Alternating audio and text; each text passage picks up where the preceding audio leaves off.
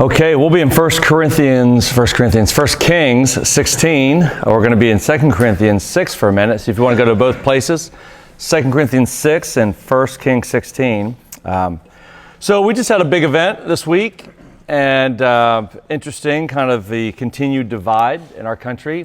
I don't know if you guys, have thought much about this over the weeks as we've gone through 15 chapters of Kings. But the more I continue to work through it and study through it and teach it, the more I'm convinced I wish every president of the United States would be required to read the books of 1st and 2nd Kings throughout their presidency, because you see so much wisdom in this. We're going to look at a king here in just a little bit who actually does some good things in terms of the reform and the strength of the nation, but he is spiritually bankrupt. And so he kicks this can down the road and sets it up for his son Ahab, who's probably the wickedest king of Israel's history. So it's not just about economics and strength and these kinds of things. You can have a king like that. His name is Omri. But if you don't have something deeper than that a king relies on and a king trusts in, you're going to allow the moral decay and the corrosion of a nation to continue. So I don't know where you guys stand, probably many of us, voted very similarly this election, but I think we also probably all have a same mindset, and that is that whoever is in office is not the king. He's simply a temporary resident of this world who's running what happens to be the most powerful nation in this world, that God has used greatly. And so we want to make sure that God, we hope and pray that our president seeks the heart of God in his final term. That's all we can hope for. That the nation's wounds, as Lincoln said, he binds.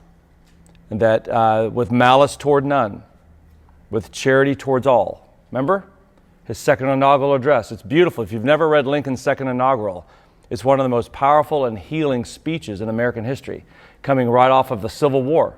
1 million people amputated and died in this war. And Lincoln's cabinet, his closest advisors said, you put your foot on the neck of the South, you make them pay for what they did to this country. And Lincoln said no. And he gave the second inaugural address. And the second inaugural is a speech of unity, that we are all guilty. All of our hands are guilty. He puts the guilt on the North. He puts the guilt on the South. He says we all pray to the same God. We all read the same Bible. All averted war, he said. All averted it. No one wanted this thing. And it was the words of that man that were the seeds of reform in this country to be able to come back together again. So we can only hope that it's malice toward none in this next election, this next administration. Right? That's my prayer. We don't need vendettas and vengeance. We need the health of a nation. So that's my 2 cents for what it's worth. Any thoughts before we continue to move on? I'd love to hear some of your thoughts about what's on your heart and mind. And anybody? If not, no big deal. You're on camera, so you can share it all you want. I'll probably edit all that out, by the way. So, no? All right. 1 Kings 16. Got to do that, just to kind of do the cut right there. 1 Kings 16. But look at 2 Corinthians 6. The Corinthian church was a church that really battled the Corinthian ways, the ways of the Greco-Roman society, all the temptations that were there. There was so much opulence and wealth. There was such a division of power in that city that you had literally the haves who had everything and the have-nots who had nothing. And then you had everybody in the middle just trying to survive. And so there was all kinds of temptations and weaknesses going on, and you saw the struggles within the church. And Paul says something that we kind of read it today, and we kind of see it as a marriage verse, but it's really a verse about a principle of how to live life. And look what he says in verse 14. He says, do not be yoked together with those who do not believe. The idea of yoke there isn't just do not be married. A lot of times people see it that way. It's talking about what the purpose of a yoke is, which is don't be in a position where your alignment and direction is dependent upon the alignment and direction of somebody else who fundamentally disagrees with the way you see life. That when you have two animals yoked together, they're locked in, and you don't have the freedom to be able to see life the way you need to see it and to go in the direction you need to go. So be careful who you yoke yourself with. And this includes business, friendships, marriage, all these things. And so he says, don't be yoked together with those who don't believe. For what partnership is there between righteousness and lawlessness? So now he's going to go to these extremes to show you the principle. And what fellowship does light have with darkness? And what agreement does Christ have with Belial? What does a believer have in common with an unbeliever? And what agreement does the temple of God have with idols? I want you to notice what Paul's not doing is this. What he's not doing is saying, there's only two camps in the world. There's the evil people and the good people. There's the white hats and the black hats. There's darkness and there's light. He's simply using this kind of bifurcated language to make a point. And the point is that there's the mindset of people who are committed to God's kingdom, and there's people who do not have that mindset. And what do they have in common? People who live with the vertical anchor and people who live horizontally. And people who live horizontally, that this world is all there is, they will make every decision based on how does this benefit me now. And people who live vertically with God and His kingdom as the root of who they are and what they're pursuing, they don't live in the immediacy of, is this in my best interest right now? Their question is what? Is this what's God's will? Is this in alignment with who my God is? And so sometimes we have to make hard decisions that are not in our best interest. Isn't that true? Tony, in business, have you ever had to make a decision that wasn't in yours or the bank's best interest, but it was the right decision? That you guys took it on the chin sometimes? Sometimes business decisions do that. And anytime you meet a Christian businessman who says, well, hey, business is business, and he'll go ahead and take advantage of somebody because it's not in his best interest to take it on the chin, what kind of a reputation does that Christian businessman get in the community? Like he touts God, he touts Jesus, he goes to that Tuesday morning Bible study, he goes to that Thursday morning Bible study, he's all about the gospel, he's talking about Jesus, and yet when it comes down to making a business decision that he's about to take a loss on, but the right thing to do is to take the loss, and he will not take the loss, and he screws the people around him. What's his reputation now in the community? Don't say their names, but what's their reputation? What's that? He's a hypocrite. They don't trust him at all. In fact, there's even a resentment among some people between what he now talks about and that little fish on the back of his car, right? And the way he runs his business. And we know some of these people. You know their names, and they're everywhere. And it's because there's this bifurcation between, oh, this is business and this is my faith, and you can't bridge the two together. And Paul says, not true at all. You be yoked rightly. Get yoked to Christ. And when you're yoked to Christ, then your alignment and your direction is His alignment and His direction. And sometimes that means you just aren't going to win every time, but you will always do what's right. That's the idea here, right? So this is a principle that's not just a New Testament principle to a Corinthian church. This is the principle of God's kingdom ethic in the world. So now go to 1 Kings. I'm going to see how poorly this was applied. 1 Kings chapter 16. All right. And you see at the end, verse 33 of 15, in the third year of Judah's king Asa. Remember Asa? Was Asa a good king or was he a bad king? He was a good king. 41 years. Was he a perfect king? No.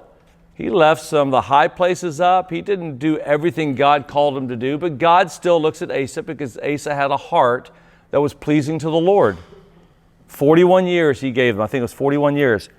And so it says, Baasha, the son of Ahijah, became king over all Israel, and he reigned in Tirzah 24 years. He did what was evil in the Lord's sight and walked in the ways of Jeroboam and the sin he had caused Israel to commit.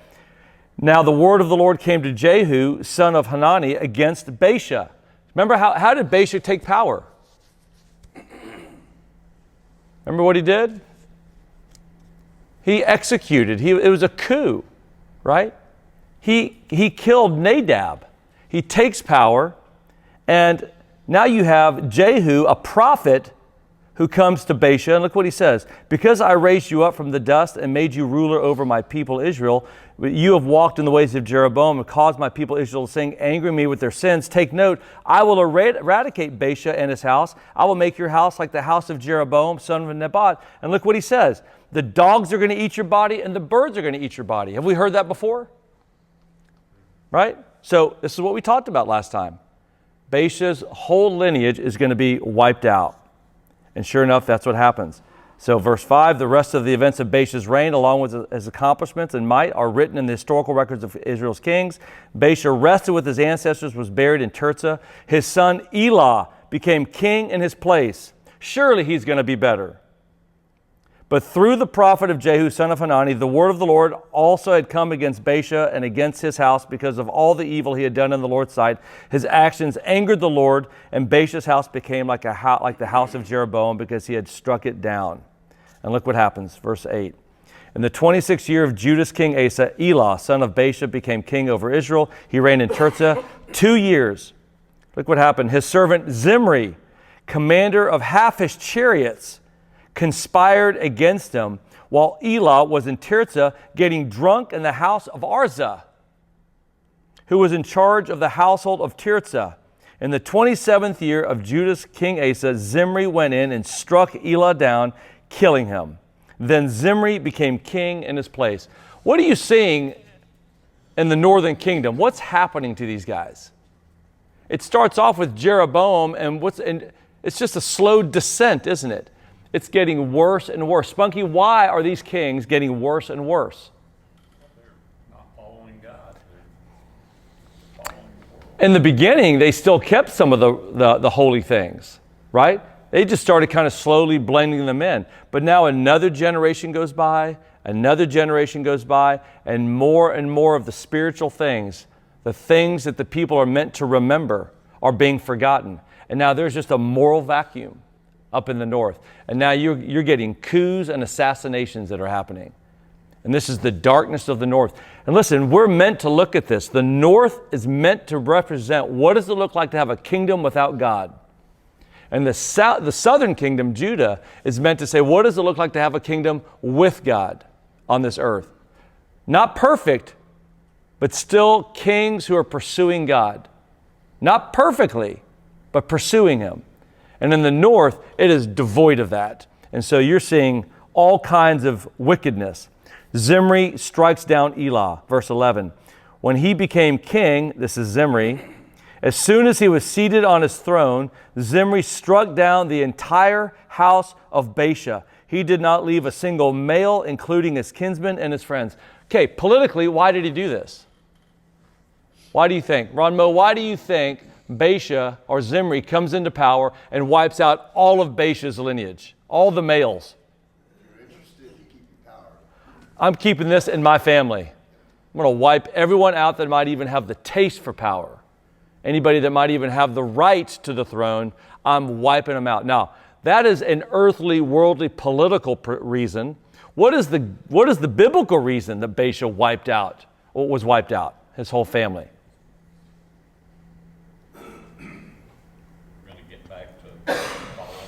Yeah, and God said, remember, the prophet came to Baasha and said, your whole family, your whole lineage, you're going to be like the ways of Jeroboam. You're going to be wiped out because you walked in the sins of Jeroboam. So on one level, this is God's fulfillment. On another level, God uses a human agent called Zimri, and he uses an evil to deal with an evil, right? The entire book, by the way, of Habakkuk is about this idea. How does God deal with evil? Sometimes God will use evil in the world to deal with evil in the world. And sometimes as God's people, we look around and go, God, what are you doing? There's nothing but evil and destruction all around us. Imagine being the northern kingdom right now, and you're seeing these assassinations. So Zimri comes in, and he sees Elah. Elah is this partying. He's drunk at Arza's home, and he strikes him down. Then he wipes out all of Baasha's lineage. Verse 12. So Zimri destroyed the entire house of Baasha, according to the word of the Lord he had spoken against Baasha through the prophet Jehu. This happened because all of the sins of Baasha and all of those of his son Elah, which they committed and caused Israel to commit, angering the Lord God of Israel with their worthless idols. What was the crime of Baasha and Elah? What was the crime of Jeroboam? What was their biggest crime? Putting other gods before them, setting up idols in the country, and forcing their people to worship at the feet of pagan idols and pagan altars. They were corrupting the hearts of their people. This is why Jesus can say, it is better for someone who causes the little one to stumble to what? Have a millstone tied around their neck, drop them in the ocean. It'd be better if they had never been born, Jesus says. Why is that? Because God's greater anger is when you take people who are in authority, who have an opportunity and a responsibility to impact the people around them, and they abuse that responsibility, and they hurt people, and they take advantage of people. And God holds them accountable here. So you go on, look what happens. Verse 14. The rest of the events of Elah's reign, along with all of his accomplishments, are written in the historical records of Israel's kings. Verse 15. Look how long this guy rules. In the 27th year of Judah's king Asa, Zimri became king for how long? 7 years? 7 days. What a reign. In Tirzah. Look what happened. Now the troops were encamped. So his troops, Zimri's troops, are all fighting up in Gibbethon of the Philistines. He's not with his troops.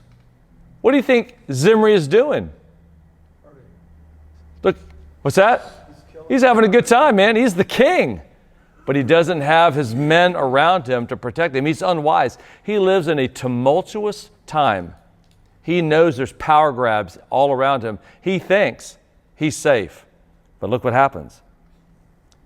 They're off at Gibbethon, 16, when the troops heard that Zimri had not only conspired, but also struck down the king, then all Israel made Omri, the army commander, king over Israel that very day in the camp. Think about this for a second. Why do you think the army rejected Zimri when they heard what he did, but they accepted their commander Omri as being the new king of Israel? Omri was with them. Omri is putting his life on the line with them. What's a good principle here? What's a great leadership principle here? Lead from the front, not from behind. Don't have anybody do what you wouldn't do yourself. So here's Zimri, a coward, which we're about to see, who wants his men to go fight his battles so they can preserve his power. And the moment they see that he murdered the king, they now do a coup against him. So they make Omri, the army commander, king over Israel that very day in the camp. Omri, along with all of Israel, marched up from Gibbethon and besieged Tirzah. When Zimri saw that the city was captured, he entered the citadel of the royal palace. Look what he does. And he burned it down over himself. He lights the citadel up and commits suicide and burns this whole thing down. He died. Love that. Because of sin, the sin he committed by doing what was evil in the Lord's sight, and by walking in the ways of Jeroboam, and the sin he caused Israel to commit. This is like, when I see this, I think of someone like Hitler. Remember? How did Hitler die? Allegedly. Right? Suicide. And then he had them burn him and his wife Ava in their bunker, remember? So that there would be no remains of their bodies whatsoever. He causes all of this havoc on the world. And when finally the gig's up and he knows they're coming to get him, what does he do? He goes out the way of the coward. He takes his own life. That's Zimri here, right? There's no character in this man Zimri. He kills a man when he's drunk. He takes power. He lets his soldiers go off to battle.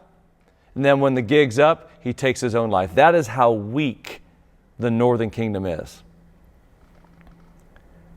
Verse 20, the rest of the events of Zimri's reign, along with the conspiracy that he instigated, are written in the historical record of Israel's kings. At that time, the people of Israel were divided. Is that possible, by the way? Is it possible for a nation to be divided? Have you ever heard of that happening? And not just divided, but look at this. Look how the division is. Half the people followed Tibni, son of Ginath, to make him king, and half followed Omri. Is it possible to literally have half and half divide and hate the other side? 55, 45. Ah. Yeah, I thought it was pretty red. That's true. What did you say? You thought it was pretty what? Pretty red? Yeah. However, the people who followed Omri proved stronger than those who followed Tibni. Well, why do you think that is? Think about it. Why did the people who followed Omri prove to be stronger? Who was Omri? He was the military commander. This guy's got every jacked up Avenger on his side. Of course he's going to win. And so they're like looking at these two. Who do we follow? Tibni, I won't say it, and Omri, the studly looking dude. And they're like, we're going with Omri. They're just placing their bets is what they're doing. Who do we think here is going to win this thing?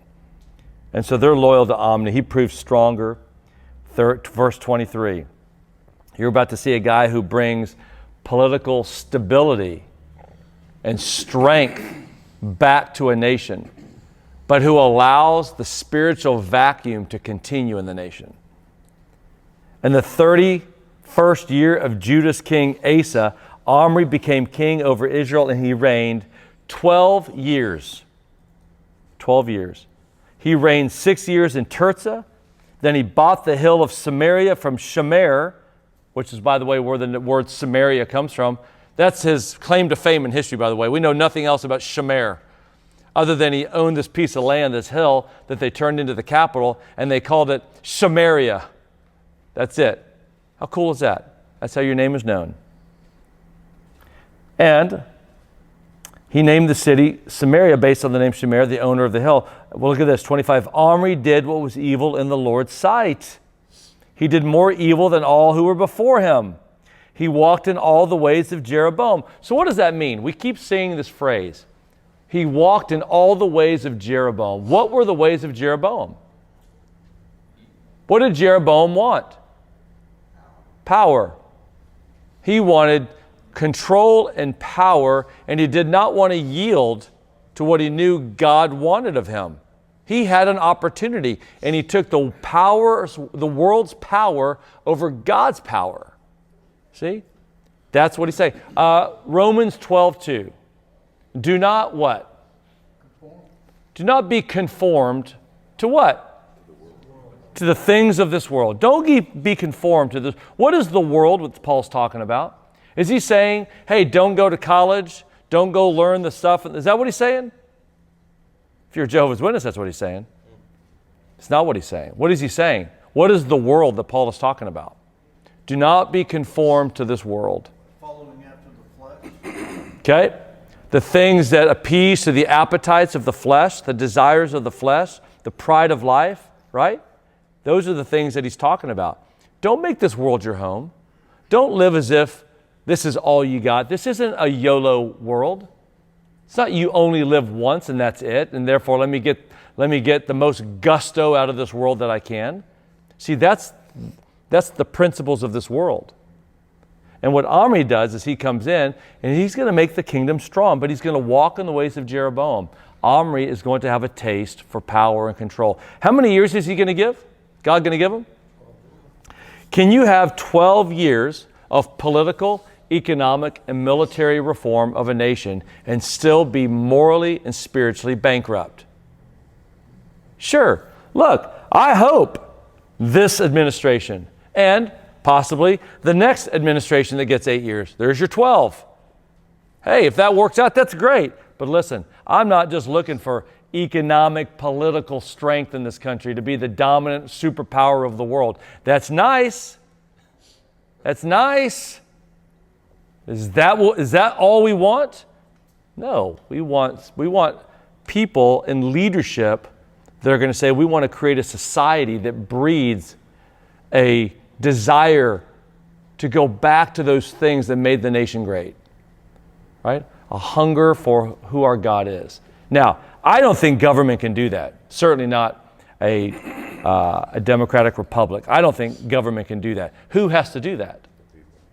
the people, the church. So you know what we want? We want a government that frees the church to do the work that the church is called to do. That's what we want.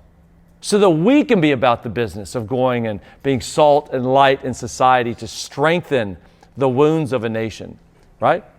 That's what we're called to do.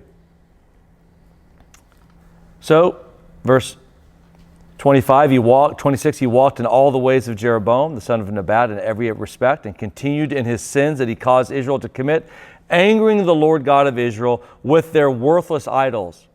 Now look at this. It actually lets you know he did well. The rest of the events of Omri's reign, along with his accomplishments and the might he exercised, are written in the historical record of Israel's kings. So there were many accomplishments under Omri. Omri rested with his ancestors, was buried in Samaria. Look at this. His son Ahab became king in his place. Do you remember that passage? I think it's, in Judges 2? Do you remember what the condemnation was about the older generation? Remember that? In Judges 2, let me read it correctly. I'll read it to you real quick. Judges 2, it's in verse 10. Yeah, it says, that whole generation was also gathered to their ancestors. That was the generation that went through the wilderness, went into the promised land. And then it says, after them, another generation rose up who did not know the Lord or the works he had done for Israel. Why did the younger generation not know the works of the Lord or the works that God had done for Israel? What's that, Britt? The generation before them didn't teach them. They didn't teach them. They didn't keep going and teaching them about all that God had done for them. You guys remember Abraham Heschel? He's passed away now. He was considered probably the 20th century's greatest Jewish rabbi and scholar. And Heschel said, the most important word outside of the name of God himself, the most important word in the Old Testament to Israel. Do you remember what that word was? He said it's the word remember. And you see the word remember all through the Old Testament scriptures.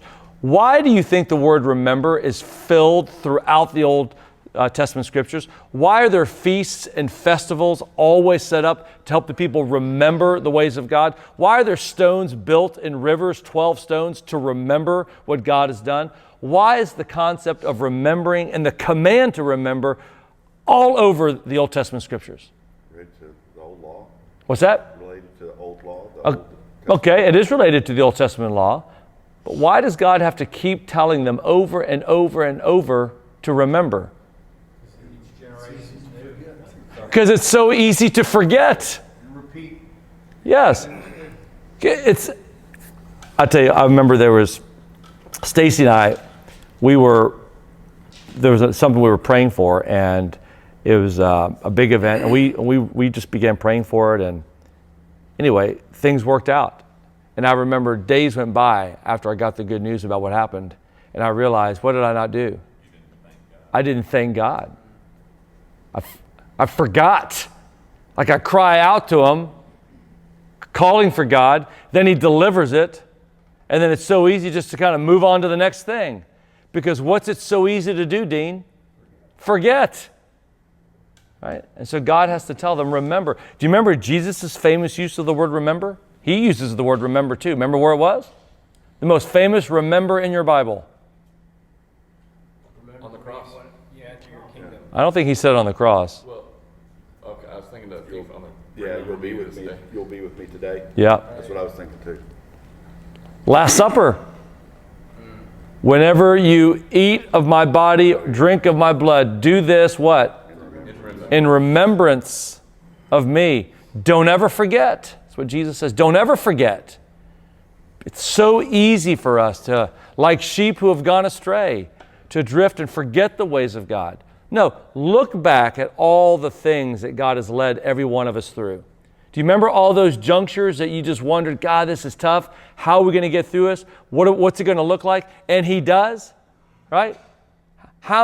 Jordan, how many things has God gotten you through in life? That I can handle. That's not more, yeah.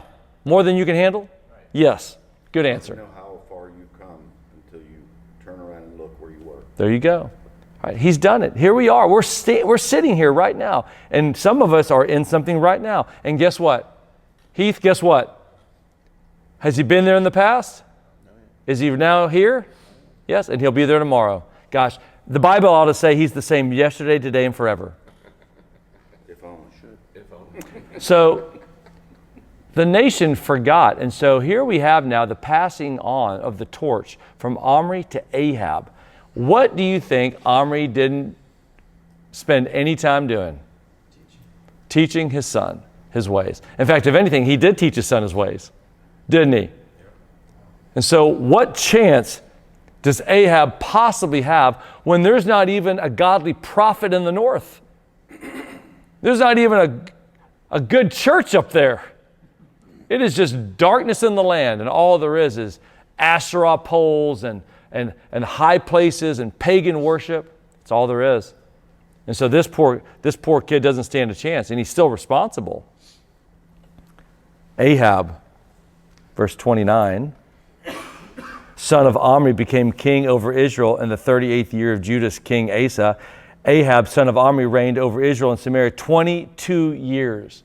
Think about that. 12 years, you've got Omri, and then you've got 22 more years with Ahab. 34 years of wicked leadership. What can happen in 34 years? You're talking 1990. Whole generation gone. Whole generation gone. Whole systems corrupted. 34 years. This is the northern kingdom. You got to feel this. This is what the purpose of this is to make you feel, what does a land look like that's now gone 34 years without God? Longer than that, all the way back to Jeroboam. But it's just getting worse.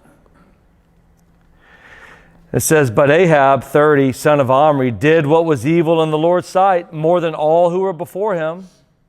Then, as if following the sin of Jeroboam, son of Nebat, were not enough, look at this. He married Jezebel, the daughter of Ethbaal, king of the Sidonians, and then proceeded to serve Baal and bow and worship to him. She was a Baal worshiper. And he married her. And so now there's altars in Samaria that they're built. Samaria, the very capital of Israel that's meant to represent the holy place of the northern kingdom. And they put Baal worship up there. Verse 32, he set up an altar for Baal in the temple of Baal that he had built in Samaria. Ahab also made an Asherah pole. Ahab did more to anger the Lord God of Israel than all the kings of Israel who were before him. What's an Asherah pole? An Asherah pole is a Canaanite, Asherah was a Canaanite fertility goddess. And it was a wooden long pole, like a stake that you would put in the ground.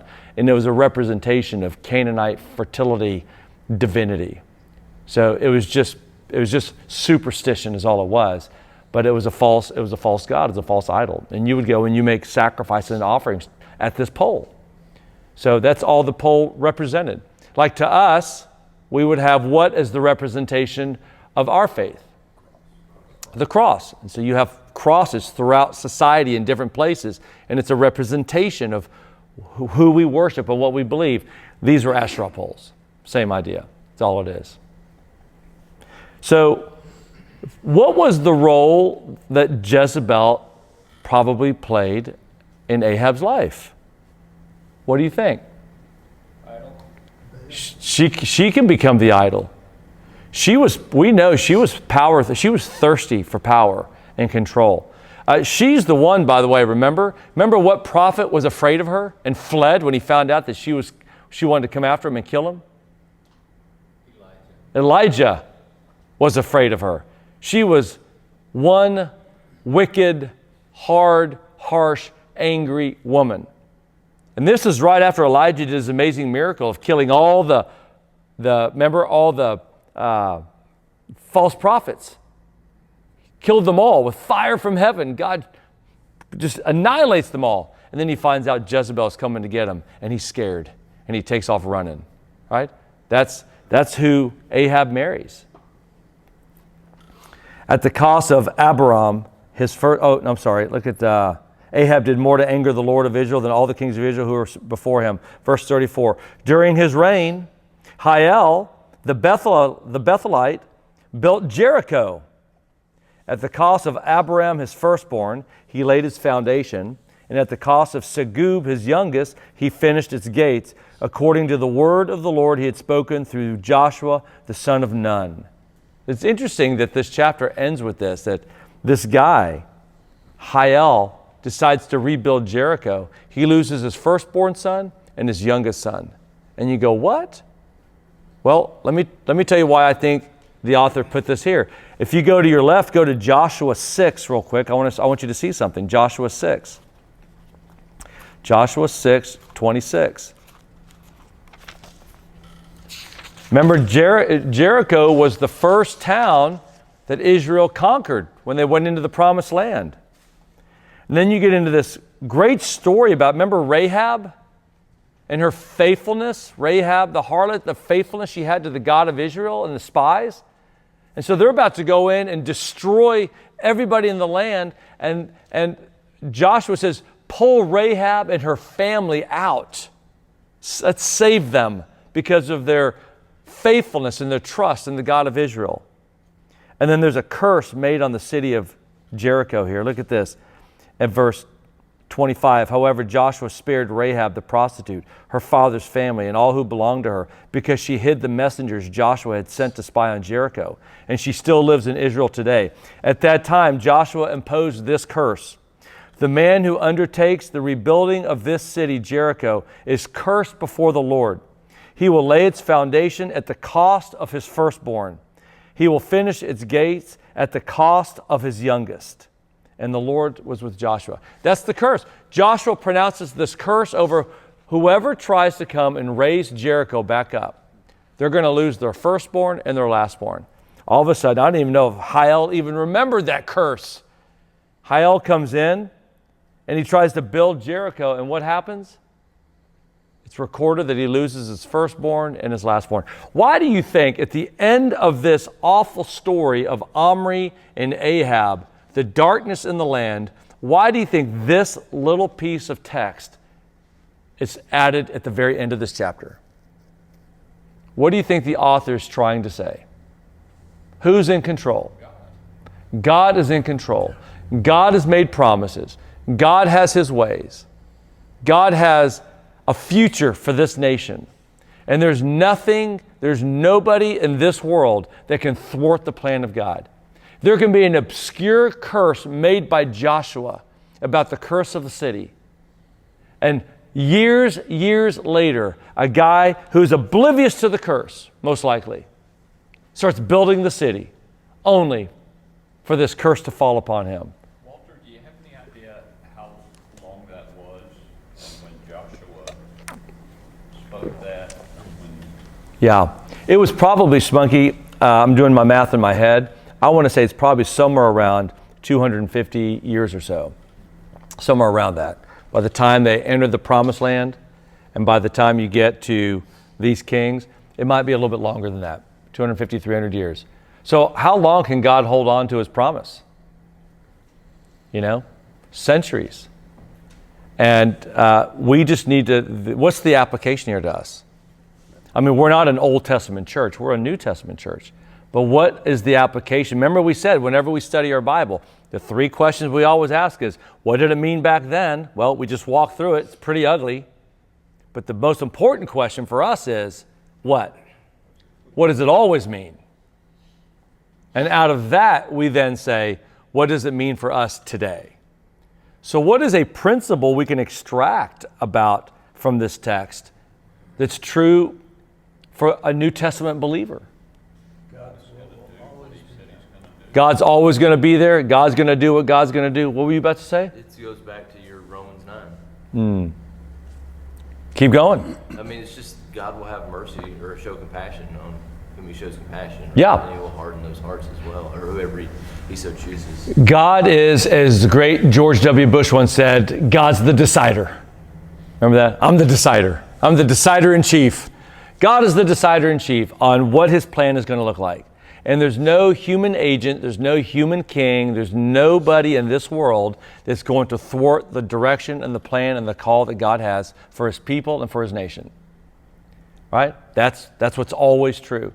And so it doesn't matter how, that's why we said last week, it didn't matter what the outcome was, because we should all still put our head on our pillow at night and sleep just fine. Because why? God's in charge. God has a plan. Apparently, God has more work to do in this nation. But you know what? God saw fit for something else to happen. Right? Hey, I'm not putting all my chips on that horse. I hope that horse runs strong. I want a great, prosperous land for my kids and grandkids. I want that. But still, man, God is the one that we rest in. We don't need to have meltdowns because this world is the only thing I know. You know, it's interesting. I remember during COVID, one thing I noticed is the people that seemed to have the greatest amount of anxiety and fear were the people that this world is all they knew. And that a lot of believers, and sometimes maybe too cavalierly, but still I understood the principle is this world is not my home. When that day comes, that day comes. Is that true? When that day comes, that day comes. I'm 55. I'd love to make it to 80. All right? Hey, the Bible promises you if blessings is equated to numbers of days. The Bible doesn't say, let's get you home as quickly as possible. It says, you've been faithful. Here's another 10 years. The Bible sees this world as a blessing to live in. I'd love to make it to 80. Let's go. I'm going to eat my salmon every day. Well, not every day. It's too expensive. But, you know, this world is not our home. And this is the lesson. God is orchestrating events according to his ways, and we get to be participants to watch the course of history. And history is not blind, and it's not random. History, as one historian once said, is his story, right? And he navigates the events of history as he wills. Isn't that great? I mean, there's so much comfort in that. And so here at the very end of this chapter, after all of the stuff that goes on, you have this last little piece. It's kind of cryptic. You have to go back and remember what happened with Joshua. And it's like God is saying, when, as Mickey said to Rocky one time, when you go down, this little, remember he gives him his lapel? It was a Rocky Marciano's cufflink, and he gives it to, remember that? He gives it to Rocky. I can't give you the exact quote, but he says to Rocky, when he hands it to him, and when you go down and you feel like you can't get back up, this little pin is it's like an angel whispering in your ear. Get up, you son of a gun. Because Mickey loves you. See? In the same way, it's get up, you, because God loves you. He loves you, and he's with you, and he'll never forsake us. Yeah, Grady. My question is, during all this havoc, what's the South doing? I mean, maybe we get to that. They're looking upon this. Yeah. Do they think about building a wall, maybe? No, seriously. Yeah. You know, they're looking at this. You know, is that addressed at some point? Yeah, and they're going to make the North pay for it too. The wall. Just kidding. So, you know, what you get when you're reading Kings is you get back and forth. It's like watching a play. And all of a sudden here's scene 1 and you're in the north and it's dark. And then suddenly scene 2, the curtain closes. Boom, here's the new scene. And now you're in the south. And that's how the writer's doing it. So you actually are seeing in the south, you're actually seeing some good things. We just had the south, Asa. So Asa was there and he ruled and God gave them, what did we say? How many years was Asa there? 41 years. So, and he did good things and he walked in the ways of the Lord. All of a sudden, new scene. And all of a sudden we get to the kings of Israel. We're about to go back to the southern kingdom again. So you just got to, you know, it's a little complicated. There's a lot of moving parts. A lot of names sound the same, but you just got to know. Huh? They change people's names. Oh, yeah, exactly. Yeah. Yeah. So you just got to be a little bit careful as you're reading through it and go, now, which kingdom? Is this the north? Is this the south? Just got to pay attention, right? But, man, it's fun. If you want to just understand Israel's history, this is a fun book to kind of go through. Go download a timeline. Go download it. You might have one in your Bible. I don't know if the Precious Moments Study Bible has a timeline, Chad, but most Bibles have a timeline. Okay? And it'll break it up, northern kingdom, southern kingdom, and you'll see who the kings are, how long they ruled, who the good king was and who the bad kings were. It's great. It's just to be able to watch that and just see kind of how God worked through the kings. Right? So it's fascinating. Ohio, or however you say it, his faith was kind of indicative of God saying, remember. Because 250 years ago, I said this. this. That's good. That's exactly right. That's a great application, Spunky. It was, he's still responsible for what he didn't remember, right? It wasn't passed down to him. Now, we don't know that. We're assuming. Now, if you did know and he didn't care, that's even a worse wickedness, right? Because now it's kind of high-handed sin. I'm going to do it no matter what. I don't believe God's word that he's going to do anything if I rebuild Jericho. That's even worse. I'm going to give them the benefit of the doubt that they just didn't remember the promises of God because nobody's teaching them, right? And yet God still said, hey, my promises remain.